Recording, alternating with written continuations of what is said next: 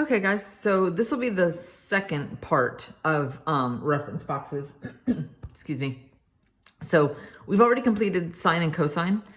These should already be drawn in on your notes. What we're going to do right now, and the only thing I'm actually going to do is I'm going to help you fill in these ones. When you make the reference boxes for these ones, you're going to do the exact same thing that you just did on the sines and cosines. Number one, you're going to write it in the correct form.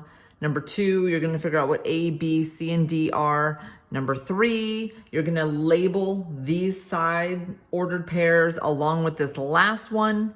Number four, you draw in the picture and you label the appropriate things. Now, the difference between these two and these four is that these ones are going to have asymptotes. So let me see if I can help you understand where those come from. So tangent, if you remember, is sine of x over cosine of x. So every place that the cosine of x equals 0, the tangent is undefined. So if I look back over here, the cosine equals 0 here, which means here I need to have an asymptote. All right, likewise here it equals 0, so I have an asymptote here. All right, now as far as what these look like, again, if we were in regular school, I'd go into a much more in-depth explanation on why these look the way they do. But more than anything, in the first quadrant, tangent's positive. In the second quadrant, it's negative. In the third quadrant, it's positive. And in the fourth quadrant, it's negative. So you can kind of see why this graph looks like this. It has to exist in the quadrants where the check marks are.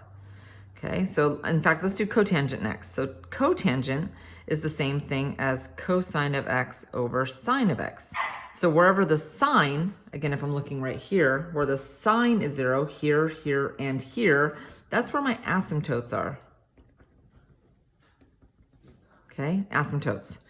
And then cotangent is positive in the first and negative in the second, positive in the third, negative in the fourth. So that's why these curves look like they do. All right, so now let's go back to secant. Secant is the reciprocal of cosine, so which is right above it. Okay, that's on purpose. So again, where this equals 0, you have to have asymptotes. Asymptote, asymptote.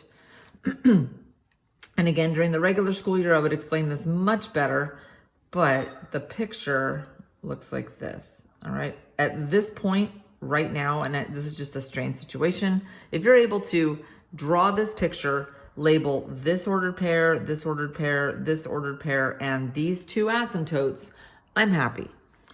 So then cosecant is the reciprocal of sine, which is right above it. So again, where sine is 0, cosecant is undefined, so you have to have asymptotes there. And then the picture for cosecant is this one.